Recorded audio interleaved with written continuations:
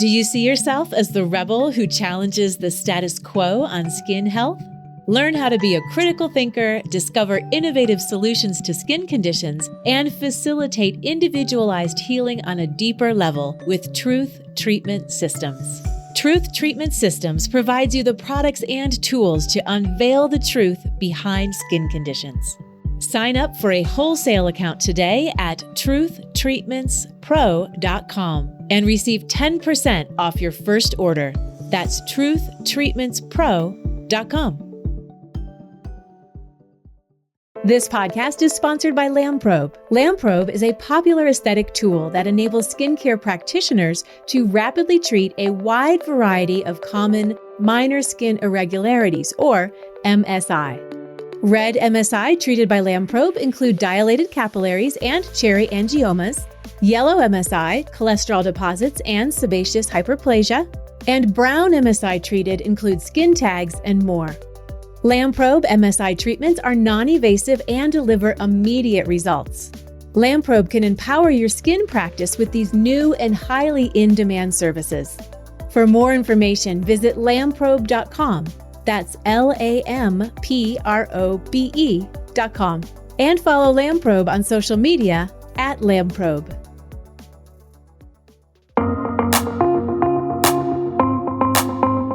Hello and welcome to ASCP and the Rogue Pharmacist with Benjamin Knight Fuchs. In each episode, we'll explore how internal and external factors can impact the skin. I'm Maggie Stasek, ASCP's Education Program Manager, and joining me is Ben Fuchs, skincare formulator and pharmacist. Hey, Ben. Hello, Maggie. Nice to see you. Nice to see you. So the term comedogenic, I think, is recognized by everybody, Yes. and it correlates to a product's ability to clog the pores. But how accurate is this concept? Not. It's an old concept, and the guy who came up with the comedogenicity scale, Dr. James Fulton, did it in the 1980s, and it hasn't really been updated since. There's a lot of controversy around it. He used rabbit ear to detect, and that's typically what people use in the skincare business. They'll use rabbit ears to check for irritancy. And there's still some controversy about whether that's accurate, whether the follicles of a rabbit's ear are similar enough to human skin follicles to be relevant. And so there's a lot of controversy around it. And when you look at the comedogenicity scale, it has things like Vaseline as being non-comedogenic and lanolin as being non-comedogenic, and it has things like dyes, FDC number 4, red dye is comedogenic. And so it makes you think about this whole idea of what a comedogenicity really means. So a lot of people will think it means pore clogging from a product, but that's not what it means. And I have a lot of people say, oh, I use that product, but it clogged my pores. And they think there's this kind of impression that you put a product on and it goes into the pore and it clogs the pores. But that's not what pore clogging really is. And that's not what a comedone is. A comedone is hyperkeratosis. Hyperkeratosis meaning cell division of keratinocytes and production of keratin, the hard protein.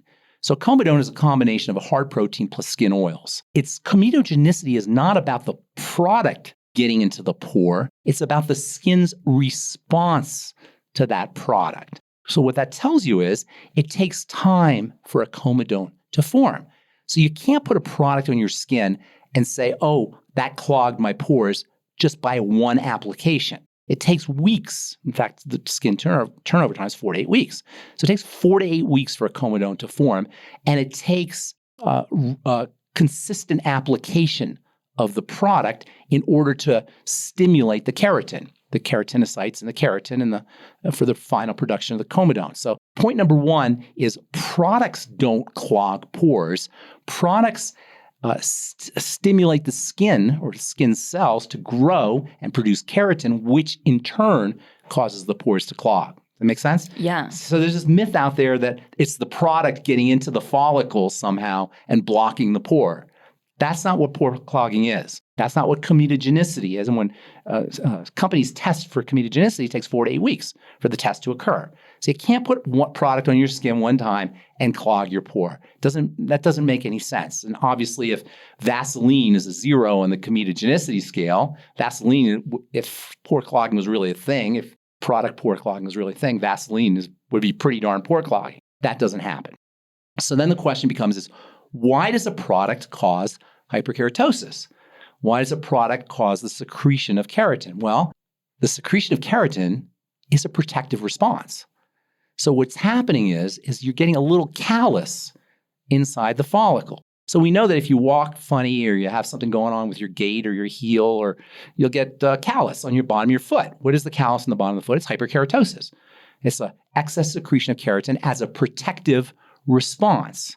That's what a callus is. It's a protective response. So inside the follicle, you get that same kind of callus-like protective response in response to the irritancy of an ingredient, the micro-irritancy, not the skin irritancy, but the micro-irritancy inside the follicle. So let me just draw a line here, if I can, really quick. When you're getting comedones, not in relation to product, but in relation to acne. Yeah, acne, hormones. Is that a very similar secretion or a response because of the hormones? Yes, that's a hyperkeratotic response, usually due to a combination of hormones plus nutritional deficiencies. We know vitamin A stabilizes keratin, the growth of keratinocytes. And that's why vitamin A is the classic treatment for acne, whether you're talking about topically in terms of retin A or retinol, or whether you're talking about internal supplementation or in terms of pharmaceutical supplementation, like with isotretinoin or Accutane. So yes, it's very similar, although acne tends to involve bacteria. And there's much more sebaceous involvement with acne. The typical acne comedone involves a sebum secretion, which in turn is due to nutritional deficiencies as well as hormonal issues. So an acne comedone is a little different. It tends to be a little bit more sebaceous, although there's probably some sebaceous secretions in a comedogenicity response to a product. But the main point is, number one, it's not the product that's causing the clogged pores, it's the response to the product. Number two, that response to a product is a defensive response. And number three, it may be that defensive response is the end result of a sensitivity. So that if you're deficient in certain nutrients, particularly fats, essential fatty acids, fatty vitamins like vitamin A, or niacin, vitamin B3, these protective types of nutrients, if you're deficient in them, and most people are, if they're not nutritionally supplementing, they're going to be deficient in these nutrients, the keratinocytes inside your follicle may be more sensitive to an ingredient, which is why a comedogenicity scale isn't necessarily accurate, because the ingredient that supposedly is causing comedones may cause a comedone in some people who are missing vitamin A or missing niacin, and not cause a comedone in other people, which is why you can't go by these comedogenicity scales. And there's really basically one, and this is the one Dr. Fulton did back in the 1980s. So comedogenicity is not what people think it is. It's a protective response. It's a callus-like response, micro-callus-like response to a product inside the follicle. It may also, and it seems logically that it is also the result of the overall health of the skin, the overall health of the patient. And it may be that the health of the patient is what's causing the response, the sensitivity response to a specific product. And then if a patient was supplementing, an ordinarily comedogenic ingredient would not be comedogenic for that patient. And then also, the comedogenicity scale is based on single ingredients. It's not based on products. So we don't know how the ingredients are interacting in a specific product. Maybe an ingredient is comedogenic, but in a product it's not comedogenic. Maybe some other ingredients in the product are protecting against comedone formation, or vice versa. Maybe there's an ingredient that's non-comedogenic when it's by itself, but in a product it becomes comedogenic. Yet again, showing why a comedogenicity scale, a product that's comedogenic, or an ingredient that's comedogenic on a comedogenicity scale, is not relevant. In fact, the whole idea of comedogenicity needs to be individualized. People have to see how they respond, and the response takes time. The idea that I put a product on my skin and all of a sudden I broke out, all of a sudden I got comedones, doesn't make sense when you understand the mechanism of comedogenicity. It takes a while, 4 to 8 weeks, for a comedone to form, and it takes constant application of an ingredient in order to stimulate that protective response. If you are finding that a product does cause comedones, I wouldn't blame the product, because when you think about it, the skin is a barrier to the outside. It should be resilient enough to be able to withstand ingredients. If you are finding that your skin is sensitive to certain ingredients, I would treat it as a skin barrier issue and start using nutritional supplements. And also, ironically, stimulating ingredients that may be problematic for people who have barrier issues sometimes are the exact ingredients you need in order to strengthen the barrier. Retinol and retinoic acid are the classic examples. A lot of folks say, well, I can't use retinol. It makes my skin too sensitive. It makes my skin break out, whatever.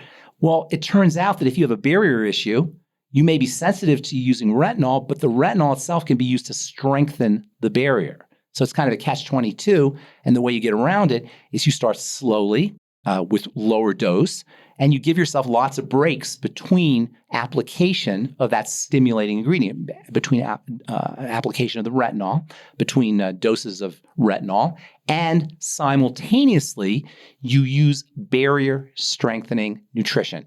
And that is so important. In fact, if you had to pick one single skin health strategy for keeping your skin safe in the sun, safe from comedogenic ingredients, healthy, anti-aged, it would be to strengthen the barrier with nutrition. Vitamin B3, which is niacin, vitamin A, vitamin C, essential fatty acids. These are all critical nutrients that tend to be deficient in the standard American diet for strengthening the skin barrier. I have heard before that natural versus synthetic ingredients, and I've heard it for both different types of ingredients, that one is going to be more of an irritant and ability to clog pores versus the other. I don't, as a chemist, I don't really know what the distinction is between natural and synthetic. I have yet to hear a good definition of that. When you say natural, do you mean plant-based? I think people tend to think that natural is plant-based and synthetic is made in the lab, but nothing comes right from the plant and goes into a product and goes right on your skin. Somehow it's being extracted from the plant. There's solvents that are being used to extract it from the plant. It's being heated. It's somehow being manipulated so it's no longer natural. In fact, once you pick the apple off the tree, technically it's not natural anymore because you've now modified it somehow. Certainly after you've heated it up and you've blended it in with other ingredients, or you've somehow crushed it, or you've used a solvent to extract certain things, you change its status from natural to maybe pseudo-natural or semi-synthetic. So I don't really know what the distinction between natural and synthetic is. So I'm going to assume that you mean plant-based rather than synthetic. No, it turns out that there's lots of ingredients in plants that could be allergenic, that may be irritating to skin cells inside the follicle. And I would really consider a comedogenicity to be a function of something wrong with the internal milieu of the body that's making the keratinocyte more sensitive, that's requiring the keratinocyte to divide rapidly and produce lots of keratin as a protective response secondary to some kind of nutritional or health issue internally, systemically. Comedones should really not happen with a standard ingredient because the skin is designed to be a barrier to the outside. And if the skin is sensitive in any way, and based on what we just said, comedogenicity is kind of a sensitivity issue, you're looking at something that's wrong internally and systemically. And I wouldn't blame the ingredient necessarily. That being said, if you find that an ingredient or a product is comedogenic for you, then you probably want to avoid it. But at the same time, use it as a signal or a sign that you may be deficient in essential fatty acids, for example, or niacin, for example, or vitamin E maybe, or some kind of a pigment antioxidant, and try to work on the body internally. In fact, that's a rule of thumb for anybody who's dealing with a skin health issue, whether it's acne or psoriasis or even just plain old dry skin, is don't treat it as a topical issue.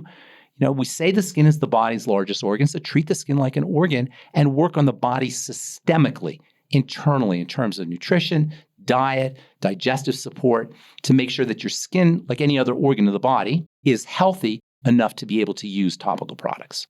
That concludes our show for today, and we thank you for listening. But if you just can't get enough of Ben Fuchs, the ASCP's rogue pharmacist, you can find him at truthtreatments.com. For more information on this episode or for ways to connect with Ben Fuchs or to learn more about ASCP, check out the show notes.